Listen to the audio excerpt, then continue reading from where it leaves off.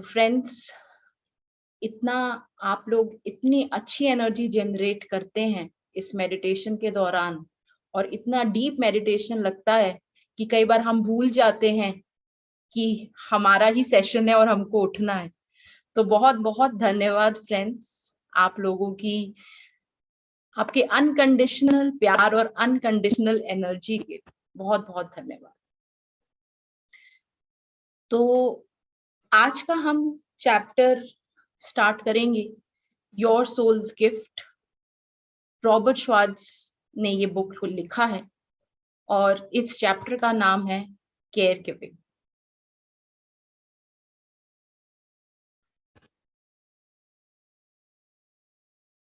Just a second.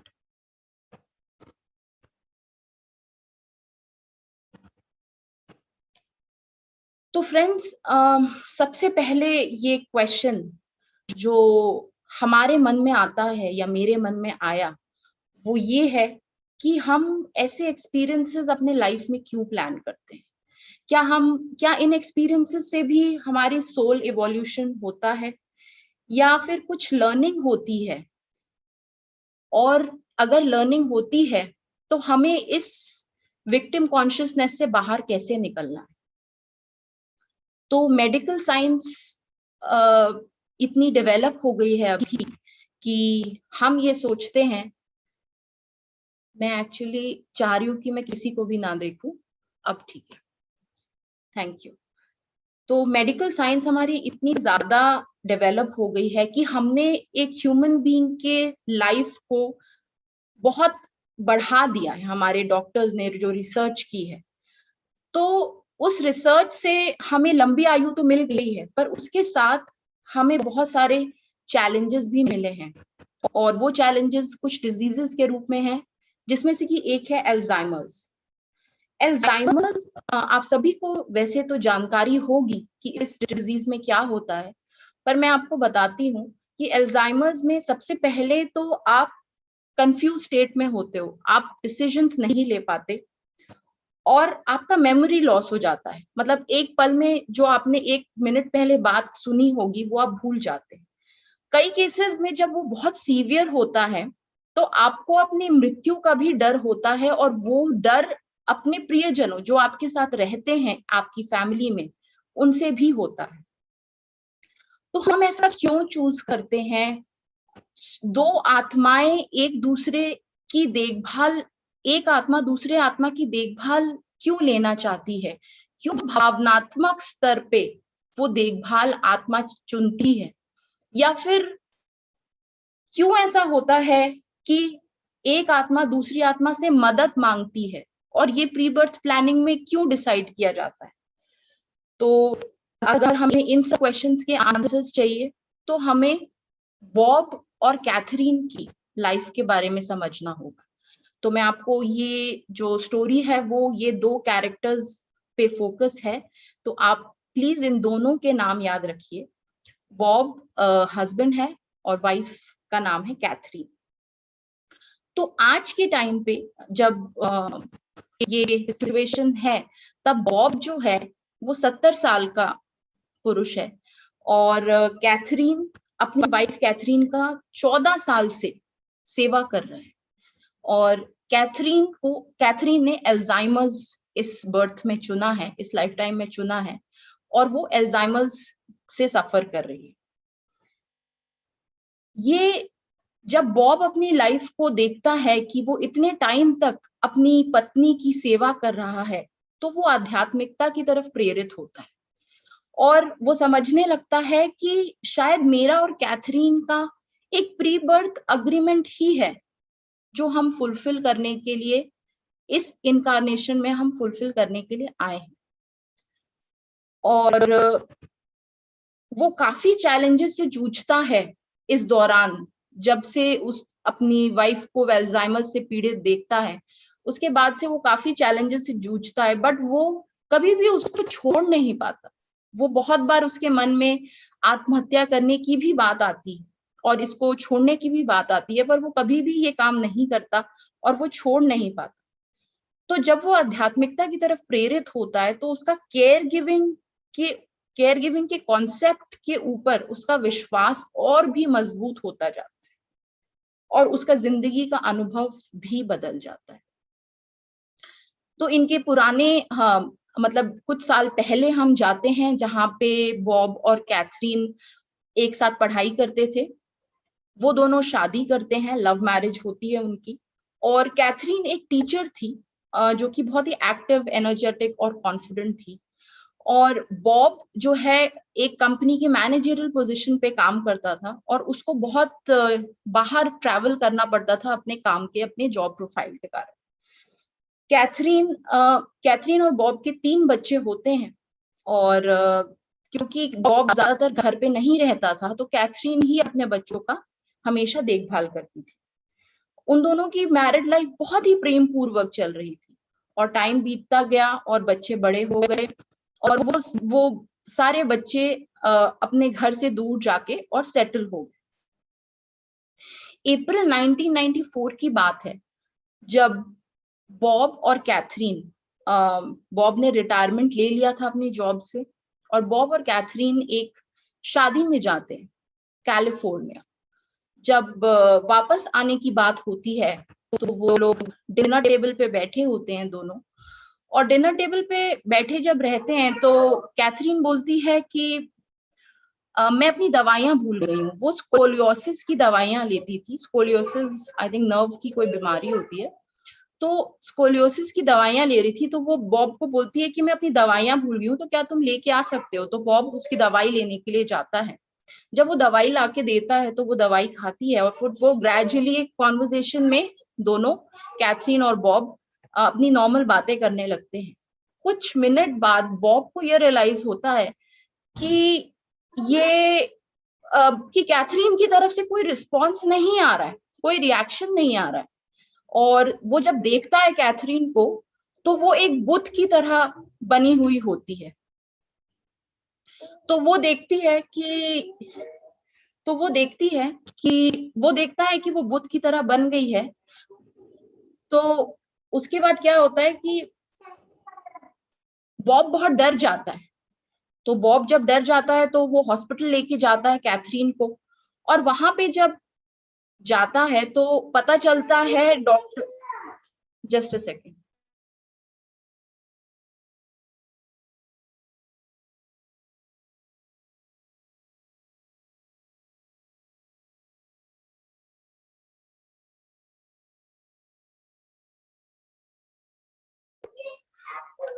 Sorry friends.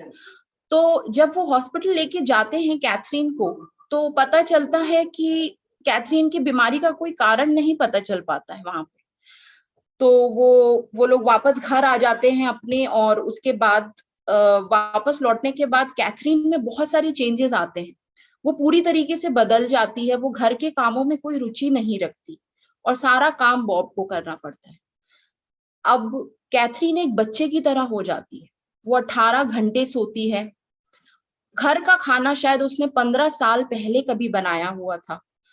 और जब अपने से भी ज्यादा एज की वो दिखने लगती है, वो इस तरीके से वीक हो जाती है, डिपेंडेंट हो जाती है बॉब के ऊपर कि बॉब को ही उसे बाथरूम तक ले जाना, उसकी हर तरीके से हेल्प करना, खाना बनाना, ये सब काम बॉब को उसके लिए करना पड़ता है और दवाइयां देना भी।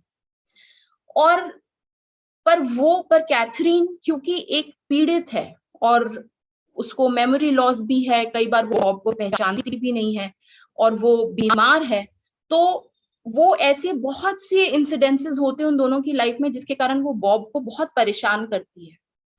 तो उसमें से दो चीजें बॉब ने यहाँ पे एक्सप्लेन की है, लेखक ने, कि एक मॉर्निंग रिचुअल होता है जहां पे वो सबसे पहले उठती है तो वो उसको वॉशरूम ले जाने में हेल्प करता है। उसके बाद जब वो वापस आके बैठती है तो वो उससे बोलती है कि मेरे को मेरी दवाई दो। वेलियम करके एक मेडिसिन होती है जो कि एंजाइटी से जो लोग, एंजाइटी होती है जिन लोगों को, उनको दी जाती है। और ये बहुत ही इसमें बहुत ड्राउजीनेस, और यूजुअली जो अल्जाइमर्स और ऐसे कोई मेंटली रिटार्डेड भी लोग होते हैं तो उनको ऐसी ही दवाइयां दी जाती है जिससे कि वो ज्यादा से ज्यादा सो सके, तो उसमें नींद बहुत होती है।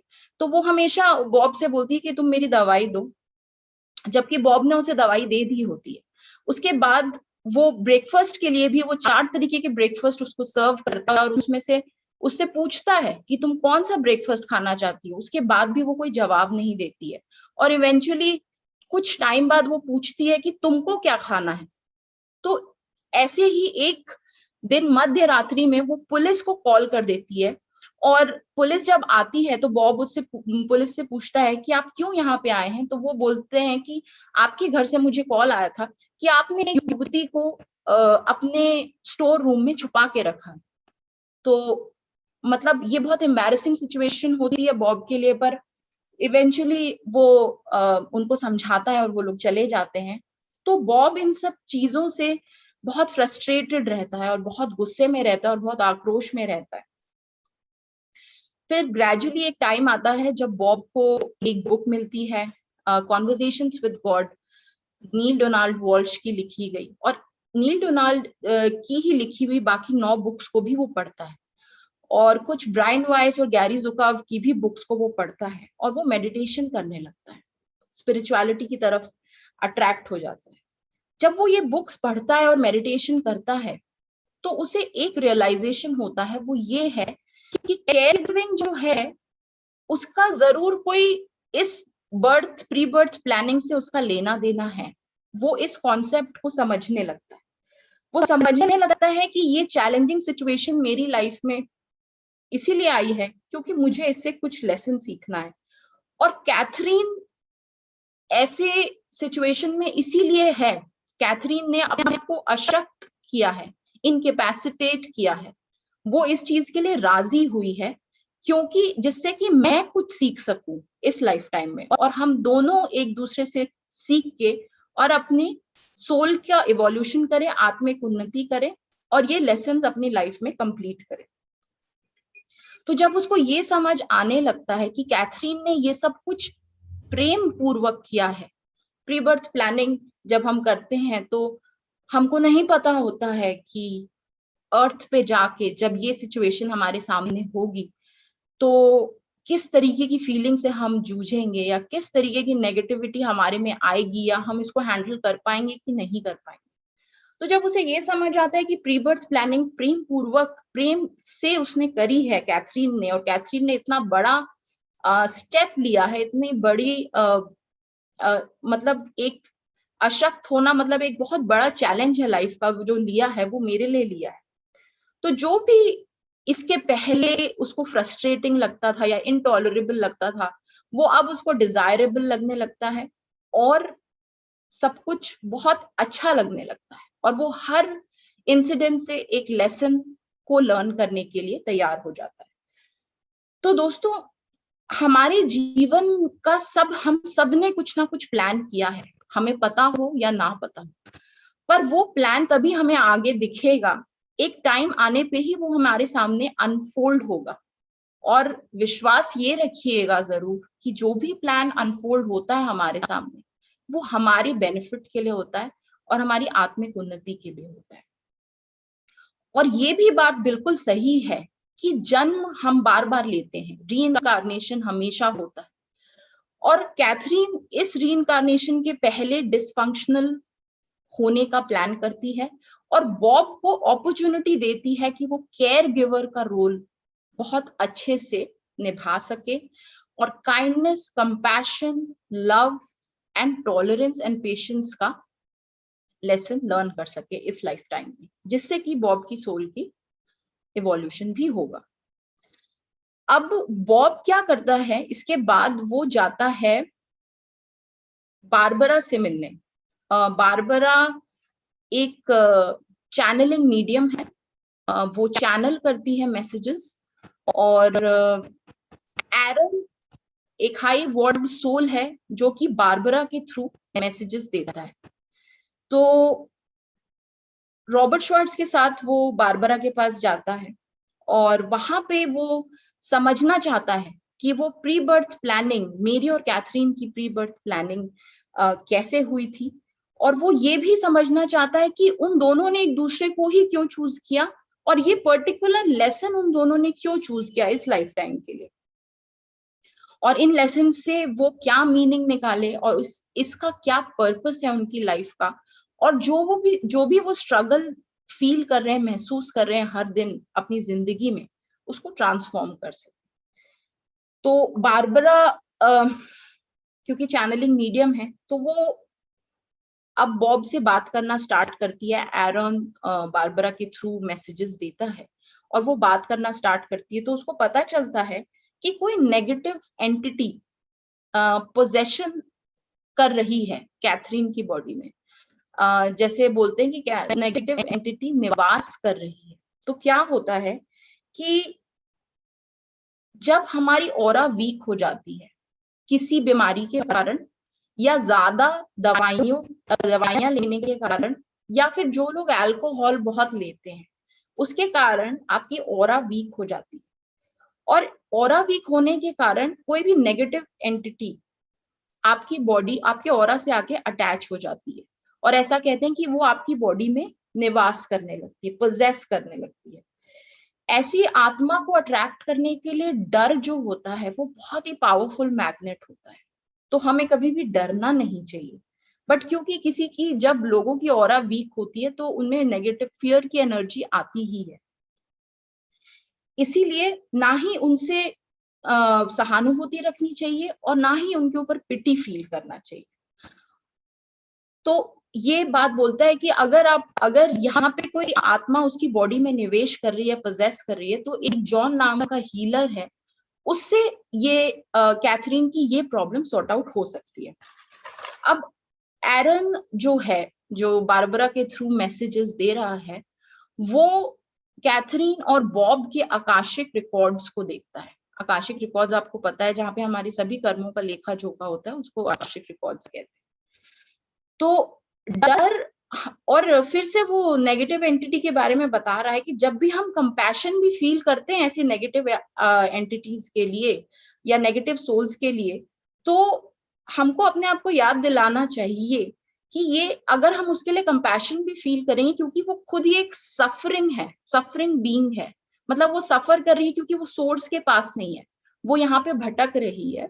तो अगर वो सफर कर रही है तो वो अपनी किसी भी बॉडी से अटैच करके अपने आप को रिलीफ महसूस करती है। तो इसीलिए ना ही हमें उससे डरना चाहिए, ना हमें उससे कंपैशन रखना चाहिए, और ना ही उससे हमें पिटी या सहानुभूति रखनी चाहिए।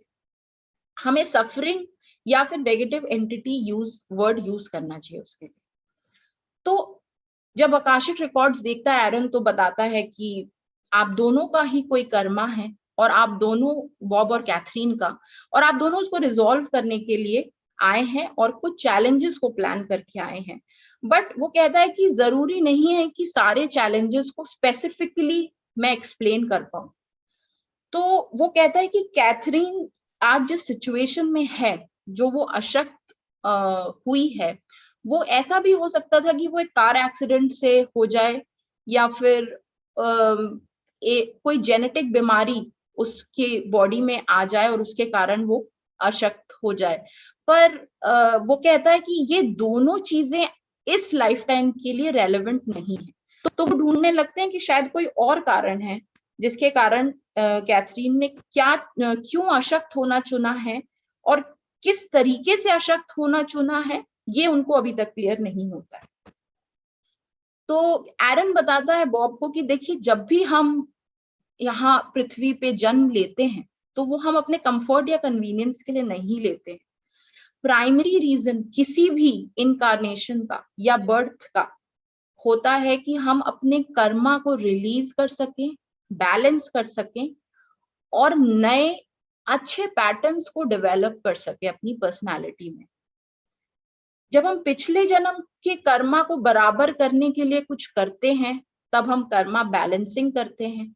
जब हम अपने underline beliefs, characteristics in the personality या एटीट्यूड को चेंज करते हैं, तब हम कर्मा रिलीज करते हैं।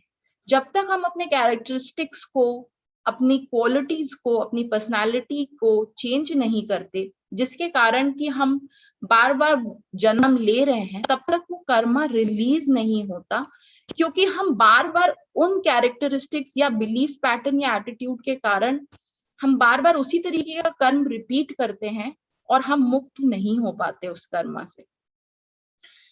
अब नेक्स्ट जो एरन बताता है कि आप दोनों ने ये लाइफ प्लान क्यों चूज किया, तो वो बोलता है कि मैं आपको 2 जन्म बताऊं, 2 बर्थ की स्टोरी बताऊंगा आप दोनों की, जहां पे आप अलग अलग भूमिकाएं निभा रहे थे और आपने इस लाइफ टाइम में इन 2 चीजों के कारण ये चैलेंज चूज किया। तो एक जन्म में क्या होता है कि हस्बैंड होती है कैथरीन और बॉब होता है वाइफ। तो उनके 3 बच्चे होते हैं। एक बच्चा 5 साल की उम्र तक बहुत ही हेल्दी होता है, 5 साल के बाद उसे पोलियो हो जाता है। तो जो बाकी दोनों बच्चे स्वस्थ होते हैं उनको वो लोग बाहर भेज देते हैं कि वो इस बच्चे के साथ ना रहे, नहीं तो उनकी भी तबीयत खराब हो जाएगी। अब वो सुरक्षित हो जाते हैं वो 2 बच्चे। उसके बाद जब वो बच्चे का पोलियो ठीक हो जाता है तो वो घर वापस आ जाता है और वो लोग सब अपने अच्छे परिवार में रहने लगते हैं। अब जो बॉब है, जो माँ है इस जन्म में, वो इस बच्चे की जो पोलियो जिस बच्चे को हुआ था उसका पेन नहीं समझ उसका पेन को रियलाइज नहीं कर पाता। मतलब उसके पेन मतलब माँ जो होती है वो बच्चे का पेन नहीं देख पाती। तो वो ये सोचती है कि मैं एक काम करती हूँ कि मैं बॉब के पास मैं कैथरीन के पास ये दोनों जो हेल्दी बच्चे हैं इनको मैं लेके चली जाऊंगी, और जिस बच्चे को पोलियो हुआ है वो मैं कैथरीन, क्योंकि वहां पे कैथरीन फादर है और बॉब मदर है, तो कैथरीन के पास पैरालाइज्ड बच्चे को छोड़ दूंगी और बाकी जो हेल्दी बच्चे हैं बॉब सोचता है मैं उसको लेके चला जाऊंगा यहां से। पर बॉब अभी माँ है और कैथरीन फादर है इस बर्थ पे। तो क्योंकि बॉब वहां से उसको छोड़ के भागा, मतलब वो सिचुएशन को फेस नहीं कर पाया क्योंकि वो बहुत चैलेंजिंग सिचुएशन थी, और वो बॉब उसको वहां से छोड़ के भागता है, इसीलिए कैथरीन की सेवा उसको इस जन्म में करनी पड़ती है एक केयरगिवर बन के। एक दूसरा वो होता है जन्म जहां पे, अच्छा फिर ये भी बताया है कि बॉब जो है कैथरीन की बहुत ही पेशेंटली सेवा कर रहा है अभी तक, और बहुत से उसने कर्मा रिलीज कर लिए हैं और बहुत सारे कर्मा उसने अपने बैलेंस भी कर लिए हैं और उसको छोड़ के नहीं भागा। तो जो उसका अंडरलाइंग एटीट्यूड था या कैरेक्टरिस्टिक्स था, एक छोड़ के भागना एक चैलेंजिंग सिचुएशन में जो उसने पिछले जन्म में किया था, वो कैरेक्टरिस्टिक्स उसने इस जन्म में रेक्टिफाई कर लिया, करेक्ट कर लिया, और वो उसके साथ ही है अभी तक और उसकी सेवा कर रहा है। तो दूसरे जन्म में क्या होता है कि कैथरीन मदर होती है और बॉब उसका बेटा होता है। बॉब के फादर की बहुत कम आयु में ही मृत्यु हो जाती है और उसकी मदर को मदर मतलब जो कैथरीन है उसका एक्सीडेंट होता है, तो वो उसकी हाफ पैरालाइज्ड हो जाती है बॉडी, और बॉब के ऊपर फिर पूरी रिस्पॉन्सिबिलिटी आ जाती है क्योंकि वो अपने फादर की भी रिस्पॉन्सिबिलिटी निभा रहा है और जो घर में प्रॉब्लम हो, जो घर के काम है वो भी कर रहा है, कैथरीन की सेवा भी कर रहा है। तो जब बॉब 16 साल की उम्र का होता है तब ये सब चीजें होती है और वो बहुत अच्छे से अपनी माँ की सेवा करता है और वो बहुत कमिटेड भी रहता है। पर जब उसकी शादी हो जाती है तो उसका अटेंशन 2 लोगों में बट जाता है, अपनी माँ और अपनी बीवी के बीच में। तो उसके बाद ग्रेजुअली क्या होता है कि बॉब एक आक्रोश की एनर्जी देता है, रिजेंटमेंट की, पेन की, क्योंकि वो उतने प्यार से कैथरीन की सेवा नहीं कर पाता अपनी माँ की। तो फिर रॉबर्ट शॉर्ट्स ने यहाँ पे ये बताया कि लव का मतलब ये नहीं है कि उसमें कोई रिजेंटमेंट नहीं होगा या उसमें कोई पेन नहीं होगा। लव का मतलब ये है कि आप अपने को भी उतना ही प्यार करें जितना आप दूसरों को कर रहे हैं, या केयर आप अपनी भी उतनी ही करें जितनी आप दूसरे को कर रहे हैं। इस जन्म का सिर्फ प्लान ये था कि ऐसी सिचुएशन, ऐसी चैलेंज क्रिएट करना है और उस चैलेंज को प्यार से फेस करना है। तो लव एक बहुत इंपॉर्टेंट फैक्टर था। कैथरीन भी इस प्लान में स्वीकृति देती है और वो विकलांग होना मंजूर करती है। वो भी इससे सीख रही है, क्योंकि पहले जन्म में जब कैथरीन हस्बैंड थी तो बॉब उसको छोड़ के चला जाता है पैरालाइज्ड बच्चे के साथ। तो वहां पे जो उसका गुस्सा था बॉब को भी उससे नाराजगी थी, बॉब को उससे नाराजगी थी और कैथरीन को भी उससे नाराजगी थी कि ये मेरे को छोड़ के, मेरी वाइफ मुझे छोड़ के चली गई। तो उससे वो जो एनर्जी थी गुस्से की, वो भी इसके लाइफ में, कैथरीन की लाइफ में आई। अब जब वो मदर बनती है बॉब की, तब भी वो अपने आप को दोषी मानती है कि मैं पैरालाइज हो गई हूँ। वो उसको गिल्ट होता है कि मैं अपने बच्चे के ऊपर एक तरीके का एक लाइबिलिटी हूँ, और वो बहुत अपने आप को मानती है कि मेरी कोई कीमत नहीं है, क्योंकि बॉब भी उसके साथ बहुत आक्रोश से बातें करता है। तो क्या होता है कि ये दोनों एनर्जी कैथरीन ले लेती है दोनों जन्मों से, और इस जन्म में वो विकलांग होके, मतलब एल्जाइमर से जो वो मेमोरी लॉस, और मतलब वो एक विकलांग होना ही है, क्योंकि आप किसी भी चीज को करने के लायक नहीं रहते। तो वो विकलांग होने की मंजूरी देती है, क्योंकि वो दोनों एनर्जी उसने ली है। और कई बार ये भी होता, और ये नेगेटिव, क्योंकि हम ऐसा कहते हैं ना कि energy can neither be created not be destroyed, this is Newton's third law. तो जो नेगेटिव एनर्जी आपने किसी को दी है या आपको किसी से मिली है, और अगर आपने उसको रिलीज नहीं किया, तो वो अगले जन्म तक भी आपके साथ ही रही। तो ये कैथरीन का प्लान इसलिए अल्जाइमर्स लेने का होता है इस जन्म में। अब रॉबर्ट श्वार्ट्ज फिर ये भी बताते हैं कि जो अगर हम बीमार व्यक्ति के साथ नेगेटिविटी से पेश आते हैं, नेगेटिव ट्रेट से, मतलब कि गुस्सा करते हैं या इम्पेशंस करते हैं या उनके ऊपर ध्यान नहीं देते हैं, तो वो नेगेटिविटी उस बीमार इंसान में बढ़ती जाती है। और अगर हम प्यार से और काइंडनेस से और पेशेंस से उनके साथ पेश आते हैं, तो क्योंकि लव की वाइब्रेशन हाईएस्ट होती है, तो लव की वाइब्रेशन कोई भी नेगेटिव कैरेक्टरिस्टिक्स को या नेगेटिव एंटिटी को उस बॉडी से जुड़ने नहीं देगी। इसीलिए वो कहते हैं कि हमें प्यार से उन बीमार या लाचार इंसान के साथ हमेशा प्यार से पेश आना चाहिए। और जब हमारे लव्ड वंस कोई ऐसी, उनकी लाइफ में ऐसी सिचुएशन होती है या उनके बॉडी में ऐसा उन्होंने चैलेंज लिया होता है, तो हमें नाराजगी से नहीं उनसे पेश आना चाहिए, प्रेम से पेश आना चाहिए। और हम इसीलिए भी ये ऐसा करें क्योंकि जैसा हम उनको एनर्जी देंगे वो वैसे ही फील भी करेंगे और उनकी बॉडी में वैसी एनर्जी फिर बढ़ती जाएगी। दो और बर्थ्स के बारे में बात करते हैं, कैथरीन के बर्थ के बारे में, कि कैथरीन ने 2 जन्मों में और क्या क्या किया जिसके कारण वो विकलांग हुई या अल्जाइमर्स लिया उसने इस जन्म में। एक जन्म में बॉब और कैथरीन एक कार एक्सीडेंट में उनकी डेथ हो जाती है। तो उस जन्म में क्योंकि बहुत कष्टदायी अनुभव होता है वो एक्सीडेंट में मरना, तो इसीलिए कैथरीन की सोल इस लाइफ टाइम में प्लान करती है कि वो ऐसा कष्ट नहीं लेगी, बिना कष्ट लिए ही वो विकलांग बन जाएगी। तो इसीलिए वो एक्सीडेंट का विकल्प इस लाइफ टाइम के लिए नहीं चुनती।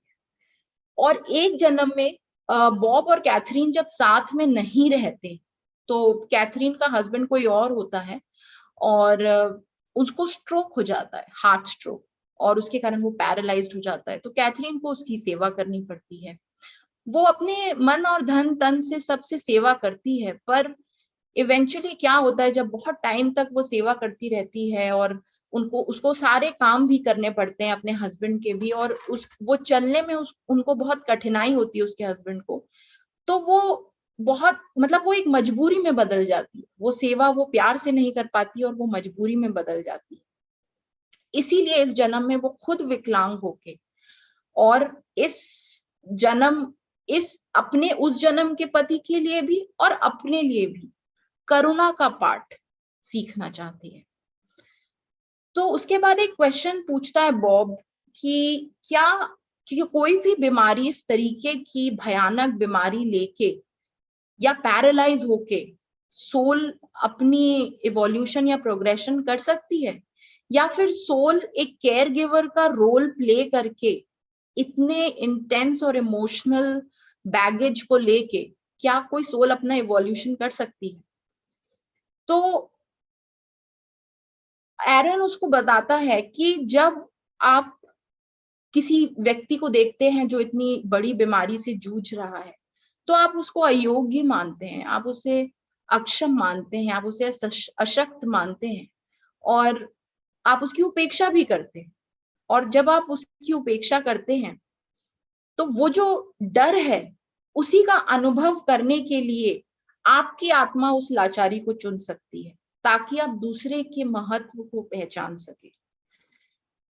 फिर वो बताते हैं कि कैथरीन जब पिता थी, जब वो पैरालाइज्ड बच्चे के साथ थी, अकेले छोड़ के चला जाता है जब बॉब उसे, तब भी वो अपने पैरालाइज्ड बच्चे से बहुत बार बुरे तरीके से व्यवहार करती थी, अशिष्टता से व्यवहार करती थी। इसीलिए भी उसने इस जन्म में विकलांग होना चुना। और वो कष्टदायी विकलांगता इसलिए भी प्लान नहीं करती क्योंकि पहले भी उसकी कार एक्सीडेंट से मौत हो चुकी थी। और जो बॉब ने उसके ऊपर गुस्सा किया था, वो जो छोड़ के चला गया था, तो वो नाराजगी की, वो नेगेटिविटी भी कैथरीन अपने बॉडी में लेती है। और वो ये सोचती, वो विकलांग होना तो चुनती है, बट वहां पे उसको ये नहीं पता होता है फिजिकल प्लेन में आने के बाद, अर्थ पे आने के बाद, कि बॉब उसके साथ उसकी लाइफ लॉन्ग केयर गिविंग या उसकी रिस्पॉन्सिबिलिटी लेगा और उसकी सेवा करेगा, या वही फिर उसको छोड़ के भाग जाएगा। और कैथरीन एक जन्म में अपने आप को हम बोलते हैं ना अनवर्दीनेस, जब हम अपनी कीमत खुद नहीं समझ पाते, हमको लगता है कि हमारे में ऐसी कोई भी चीज नहीं है, हम खुद को पसंद नहीं करते। तो ये अनवर्दीनेस की जो एनर्जी है, वो उसकी बेटे, जब वो बेटा बना था बॉब उसका, तब वहां से आती है। वो अपने महत्व को बहुत कम कर देती है और वो गिल्ट में रहती है कि मेरे बच्चे को मेरी सेवा करनी पड़ रही है। तो इस जन्म में जब उसे अल्जाइमर होता है, तो जो भी अनुभव उसे हुआ, उससे वो कभी भी निराश नहीं हुई और ना ही उसने अपने को सहानुभूति दी।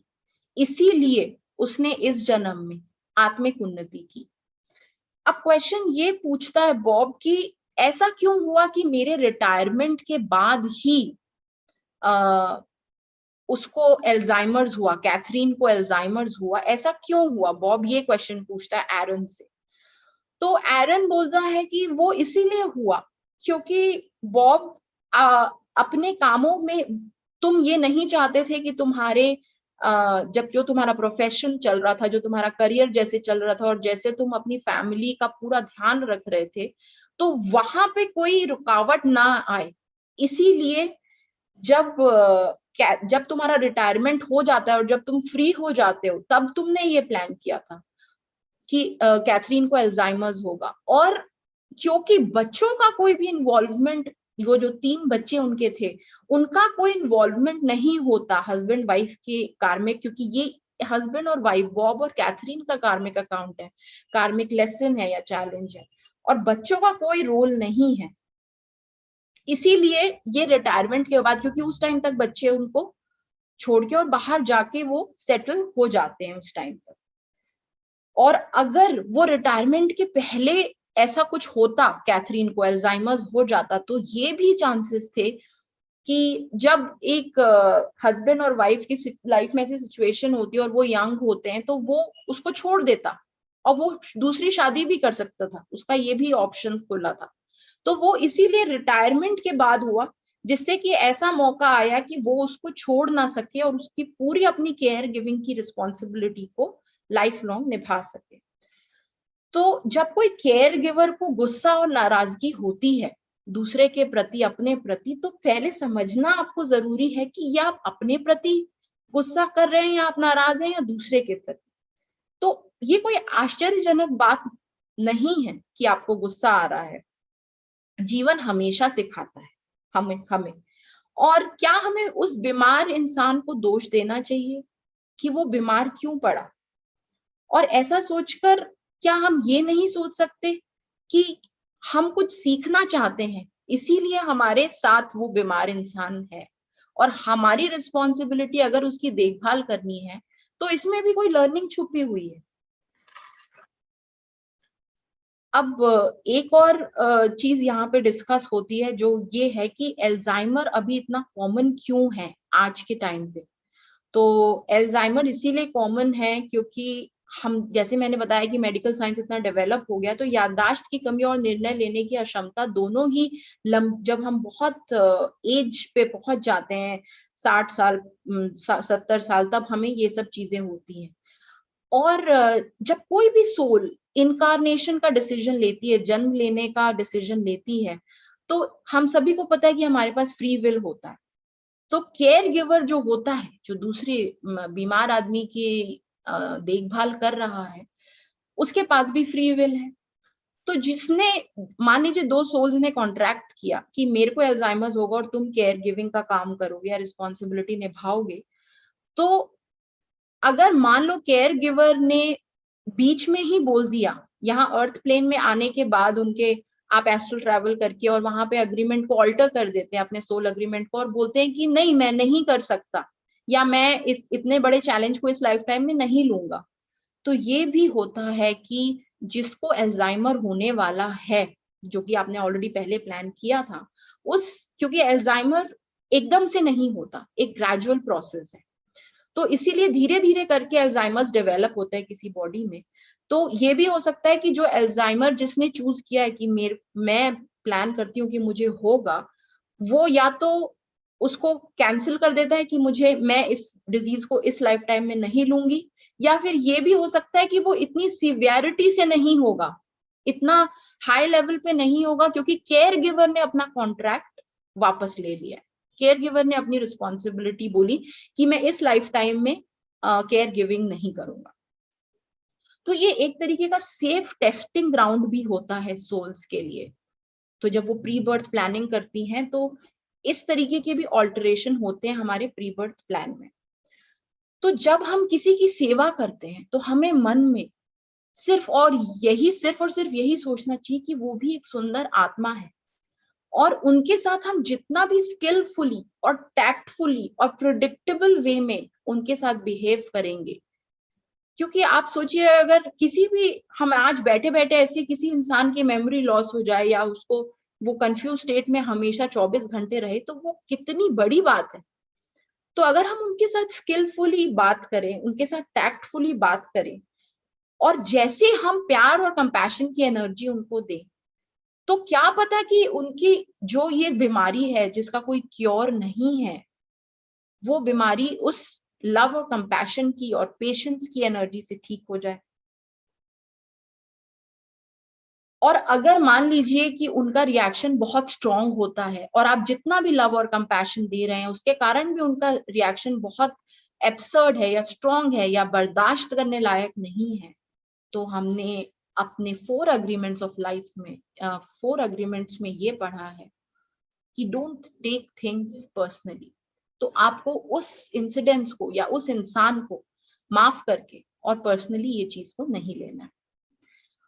और ये फिर एक और बात रॉबर्ट शॉर्ट्स करते हैं कि हमें कैसे पता चलेगा कि हमने अपना कर्मा बैलेंस कर लिया और रिलीज कर लिया। तो सबसे ज्यादा जब आप ऐसे स्ट्रेस के सिचुएशन में रिएक्ट करना बंद कर देंगे, जब आप कोई भी अनप्लेजेंट सिचुएशन हुई हो आपके और उस बीमार व्यक्ति, आप केयर गिवर हैं और उस बीमार व्यक्ति के बीच में आपकी कोई सिचुएशन हुई हो, और आप उन चीजों को लेट गो करके, उनको माफ करके, अपने आप को माफ करके, और प्यार और कंपैशन और अनकंडीशनल लव से उनके साथ पेश आएंगे, और ये सब करने में आपको बहुत सरलता महसूस होगी और आप बहुत ग्रेस से करेंगे। और जब आपका कोई भी रिएक्शन नहीं होगा उनकी किसी भी हरकत पे, तब आप मान सकते हैं कि ये केयर गिविंग का कॉन्ट्रैक्ट यहाँ पे पूरा हो जाता है, या आपने इस लाइफ टाइम का कर्मा को बैलेंस कर दिया है। अब बॉब का सेशन स्टेसी से होता है, तो स्टेसी भी उनको कुछ लर्निंग्स बताती है उनकी प्री बर्थ प्लानिंग के बारे में। तो सबसे पहले वो ये बताती है कि एक आत्मा इस धरती पे आने से पहले ये डिसाइड करती है कि मुझे अपनी पर्सनालिटी के कौन कौन से ट्रेट्स हैं जो चेंज करने हैं। और सबसे इम्पोर्टेंट कार्मिक लेसन जो बॉब का इस लाइफ टाइम में था, वो और भी एक्सप्लेन करती है बॉब को, वो है personality maturation through responsibility to family. एक जन्म में बॉब और इसमें ये नहीं बताया कि उसकी वाइफ कौन थी, मतलब हो सकता है कोई और ही होगी। तो बॉब अपने घर की जो भी रिस्पॉन्सिबिलिटीज हैं, जैसे अपने घर में खाना लाना या बच्चों की देखभाल करना, ये सब सारे जो एक हस्बैंड की रिस्पॉन्सिबिलिटी होती है, वो प्यार से नहीं कर पाया। मतलब वो, उसको लगता था कि वो एक बहुत चैलेंज है और उसको मजबूरी में करना पड़ रहा है क्योंकि वो एक आदमी है।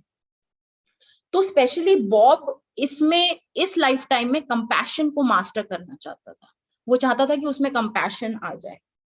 और उसके बाद एक और लाइफ टाइम बताते हैं बॉब की, जहां पे वो एक लीडर था, बट वो बहुत ही एरोगेंट और सेल्फ सर्विंग था। तो वो इस लाइफ टाइम के कारण भी कंपैशन को अपने आप में डेवलप करना चाहता है, अपनी फैमिली के प्रति भी और अपने प्रति भी, और अपने पर्सनालिटी के ट्रेट के हिसाब में भी कंपैशन को डेवलप करना चाहता है। तो इसीलिए जब बच्चों ने, कैथरीन और बॉब के बीच में जो बच्चे थे, जो बच्चों ने आके कैथरीन की देखभाल नहीं की, तो बॉब कभी भी उनको ब्लेम नहीं करता, क्योंकि प्री बर्थ प्लानिंग में उसने ऑलरेडी तय किया हुआ था कि वो अकेले ही ये सब कुछ करेगा, क्योंकि वो उसका कार्मिक लेसन था। और कुछ और कार्मिक लेसन्स उसके थे कि कुछ ओवरली इंपल्सिव टेंडेंसीज होती हैं, उसको कंट्रोल करना। अब ओवरली इंपल्सिव टेंडेंसीज का मतलब होता है कि जब आप आवेग की स्थिति में आके कोई डिसीजन लेते हैं, विदाउट एप्रोप्रिएट थिंकिंग आप कोई डिसीजन लेते हैं, और उसका जो आउटकम होता है वो डिजायरेबल नहीं होता, वो अनडिजायरेबल होता है। तो इस तरीके के जब हम डिसीजन लेते हैं या ऐसी टेंडेंसीज हमारे में होती हैं, तो उसको कहते हैं ओवरली इंपल्सिव टेंडेंसीज। तो जैसे कि एक जन्म में पर्सनल फ्रीडम उसमें बहुत ज्यादा था, उसके पास बहुत था, तो और कोई किसी की भी अथॉरिटी उस पर नहीं होती थी। इसका मतलब कि सिर्फ पेरेंट्स के अलावा वो किसी और से कोई भी बात ना उनकी मानता था और ना सुनता था। तो इस जन्म में उसने ये लर्निंग ली कि जब उसकी पर्सनल फ्रीडम रेस्ट्रिक्ट हो जाएगी, क्योंकि वो कैथरीन की सेवा में पूरे समय लगा रहता, तो उसकी पर्सनल फ्रीडम कोई होती ही नहीं थी।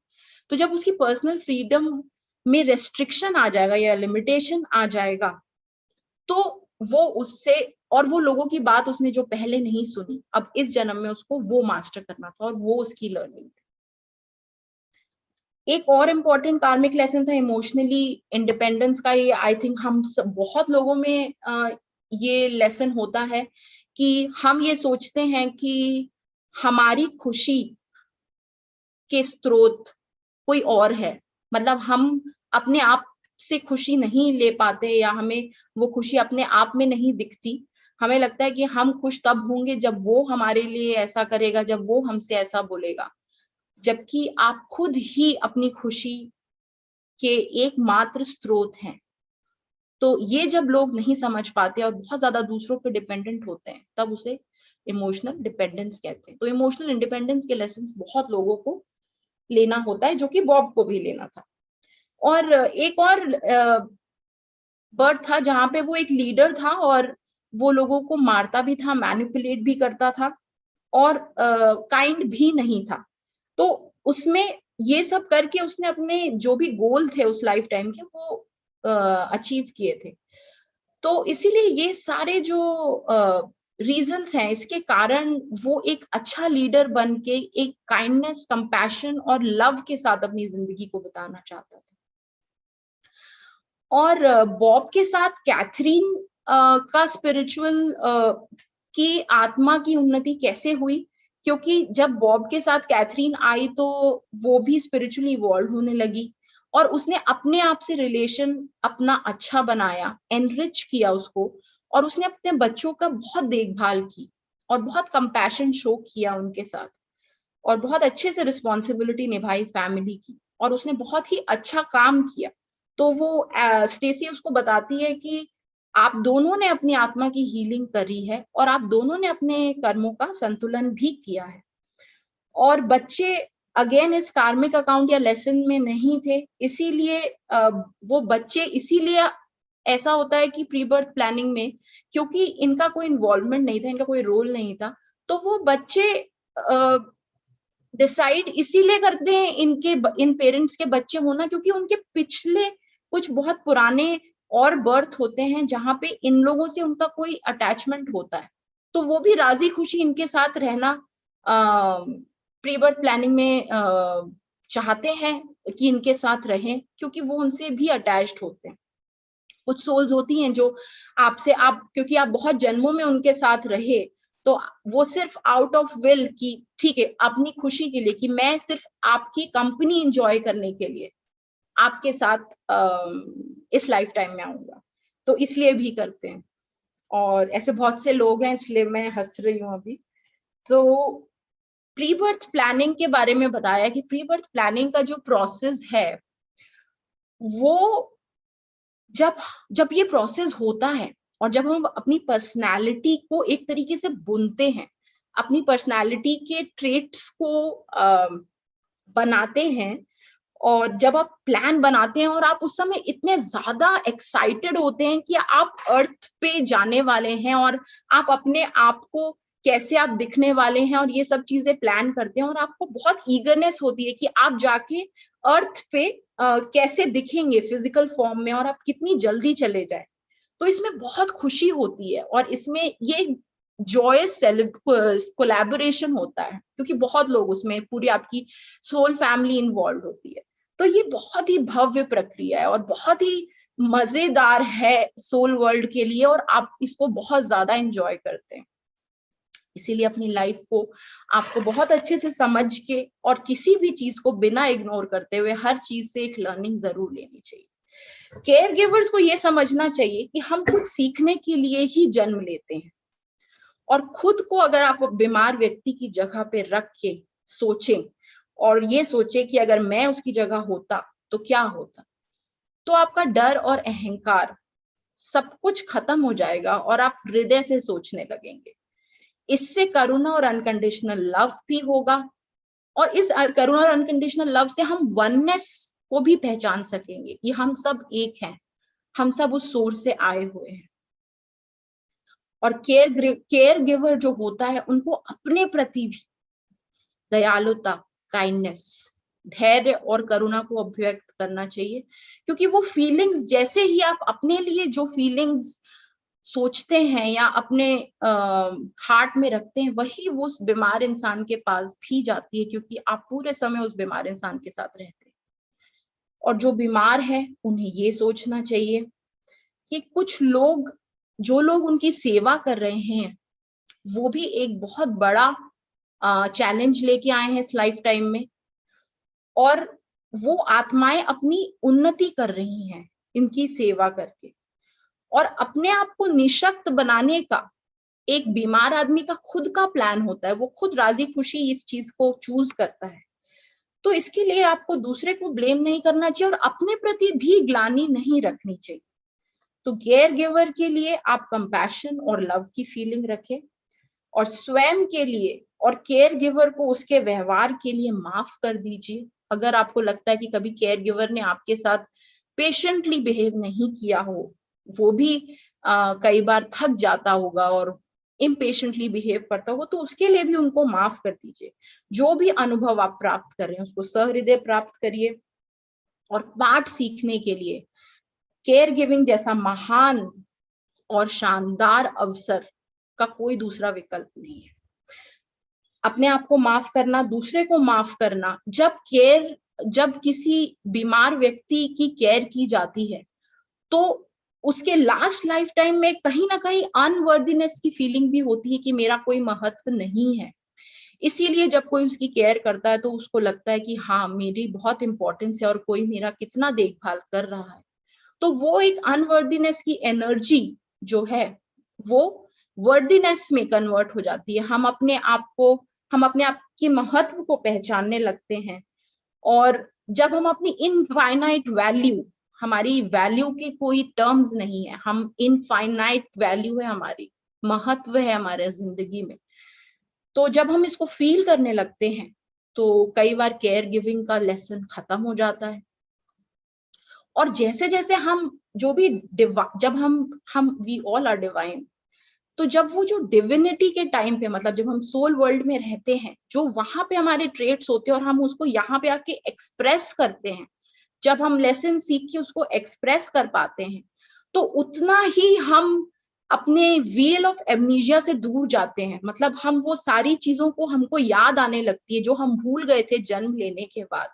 तो हमें वो सब एक्सपीरियंसेस याद आते हैं जब हम सोल वर्ल्ड में, क्योंकि सोल वर्ल्ड में आपके पास love, compassion, kindness, patience, tolerance, ये तो आपका इनहेरेंट कैरेक्टरिस्टिक है, वहां पे इनहेरेंट बिहेवियर में होता है।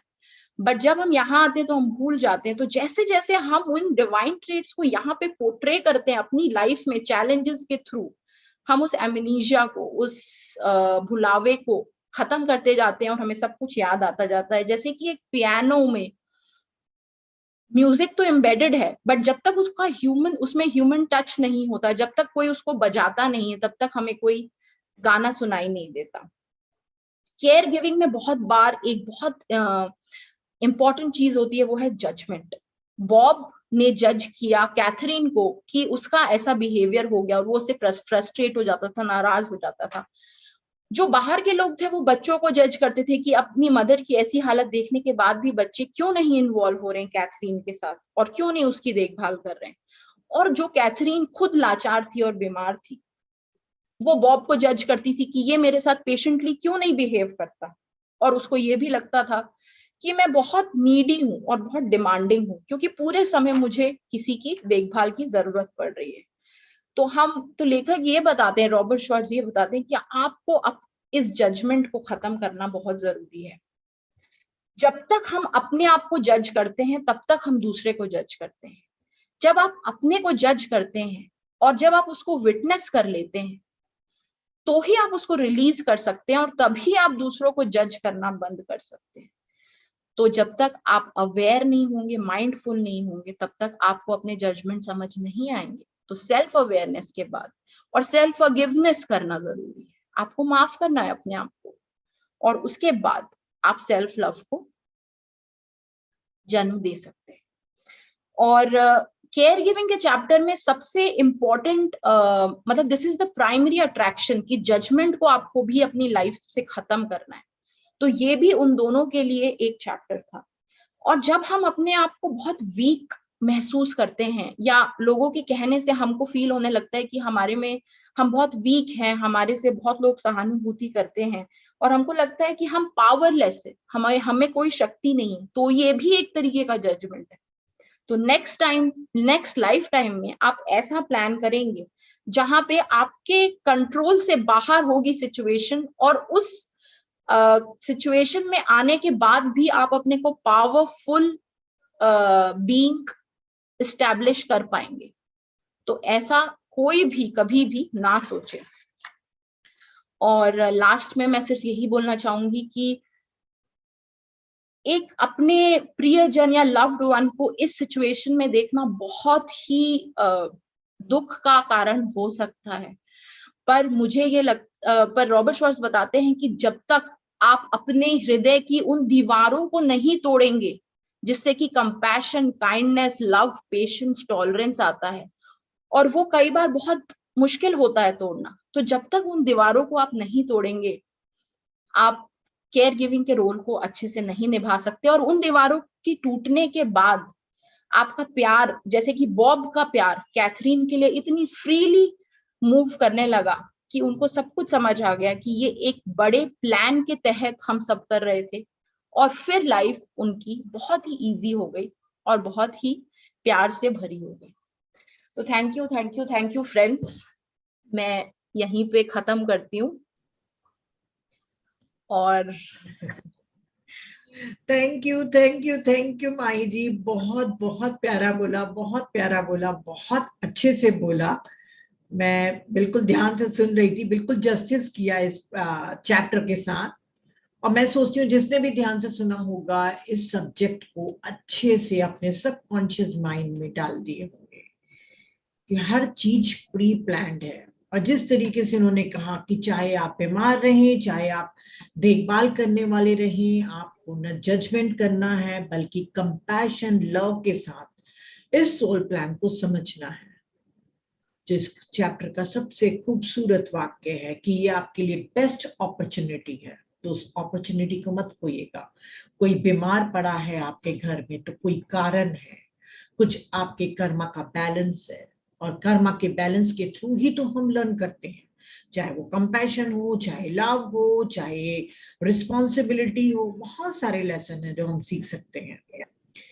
तो जो भी करना है, और जो खास कर जजमेंट का जो बच्चों का था, ये मुझे बहुत अच्छा लगा था, क्योंकि अक्सर ऐसा होता है कि अगर मान लीजिए अभी कोई हस्बैंड वाइफ अकेले रहते हैं और वो कोई एक पार्टनर बीमार पड़ गया, तो पूरा समाज यही कहेगा कि उसके बच्चे को तो आके सेवा करना चाहिए। होता है ना हम लोगों में भी कि क्या अपना अलग से घर में रह रहे हैं, अपने मम्मी पापा के पास आके उनकी सेवा करनी चाहिए। वो कार्मिक नहीं है, तभी उसके बीमार होने के पहले ही वो सेपरेट हो चुके हैं, न्यूक्लियर फैमिली में जा चुके हैं। तो एक्चुअली मैं अपना 5 मिनट का एक्सपीरियंस बताऊंगी, है ना माही जी, थोड़ा सा। मेरी mother in law bed ridden थी 1.5 साल तक के। मैं उनके बीमार होने के काफी पहले से ही न्यूक्लियर फैमिली में थी। बहुत प्यार था, क्योंकि जब तक के साथ में थे तब तक की तकरार थी, पर जब अलग हो गए थे तब बहुत प्यार हो जाता है, जब दूरियां बढ़ जाती हैं तो। मैं हर संडे उनसे मिलने जाती थी, और वीक में कई बार 2 बार। जब वो बेड रिडन हुई तो वो मेरी ड्यूटी थी कि मैं बहुत ज्यादा जाने लग गई, और आखिरी के टाइम में तो रोज ही जाती थी। मेरे हस्बैंड भी कई बार नाराज होते थे, क्यों तुम इतना करते हो? मैंने कहा नहीं, पता नहीं क्यों एक रिस्पॉन्सिबिलिटी लगती थी कि शाम के टाइम में वो अकेली रहती हैं, मेरी जेठानी किचन में काम करती है, तो मुझे जाके उनके पास बैठना चाहिए। और उनको बैड सोर्स हो गए थे, तो बैड सोर्स साफ करने के लिए कंपाउंडर, या मतलब जो नर्स आती थी, वो कभी कभी नहीं आ पाती थी, तो मैं बहुत प्यार से उनको क्लीन कर रही थी। मैं कोई अहंकार के लिए मैं नहीं बता रही हूँ आपको, मैं अपने जर्नी के बारे में बता रही हूँ कि तब तो मैं मेडिटेशन में भी नहीं आई थी, मुझे ये केयर गिविंग का चैप्टर भी नहीं मालूम था। पर एक कंपैशन के लिए कि वो भी मेरे हस्बैंड की मदर है, तो एक मदर है मेरी, तो मैं उनके बैक सोल्स भी साफ करती थी, उनसे बातें भी करती थी, और हॉस्पिटल में भी उनके पास रही। पर उस समय मैं मेडिटेशन नहीं करती थी, उनके बगल में बैठ के वो राम कृपालु भज मनहर क्या है ना, वो वाला पढ़ते रहती थी। अब जब मैंने ये उनके बाद वो काफी बीमार रही, और फिर एक दिन सितंबर 14 को वो इस दुनिया से चली गई। जो लोग अपने पेरेंट्स की या अपने लॉस की सेवा नहीं करते हैं, वो सबसे ज्यादा उनके जाने पर रोते हैं, क्योंकि कहीं ना कहीं वो गिल्ट होता है कि अरे हमने उनके साथ जस्टिस नहीं करी। वो गई, मुझे बहुत दुख लगा, फिर धीरे धीरे हील हो गई मैं भी और अपने काम में। जब इस चैप्टर को मैंने पढ़ा, मुझे इतनी खुशी हुई कि मैंने अपने रोल को बखूबी निभाया। मेरा कोई कार्मिक अकाउंट नहीं था मेरी मदर इन लॉ के साथ, पर फिर भी जितना भी बन पड़ा था मैंने किया, तो एक सेटिस्फैक्शन है। कहते हैं ना कि मरने के समय जब आप अपनी आंखें बंद करते हैं, तब आपके मन में कोई रिग्रेट, कोई गिल्ट नहीं होना चाहिए। तो अभी तक के मुझे नहीं है कि मैंने ये केयर गिविंग वाला रोल पूरा नहीं किया, चाहे मेरे हस्बैंड की तबीयत खराब हुई, चाहे मेरी मदर इन लॉ की हुई, चाहे मेरी सिस्टर की हुई। जहां जहां पे मेरा रोल का काम था मैंने बखूबी निभाया, और ये मेरी ब्लेस्ड सोल हूं कि मुझे मास्टर्स लोगों ने ये सब काम करने के लिए बोला। तो इसलिए मैं ये पार्ट को बहुत आप लोगों को ध्यान से सुनने के लिए बोल रही हूँ, क्योंकि ये हर एक की जिंदगी में ऐसा रोल कभी ना कभी चुनने के लिए आता है। अभी नहीं कर रहे हैं, हो सकता है 10 साल के बाद आपकी लाइफ में ये रोल चुनने आए। तब आप इस चैप्टर की एक एक लाइन को याद करिएगा कि ये अपॉर्चुनिटी है। आपने खो दिया तो बहुत सी चीजों के लिए आप रह जाएंगे।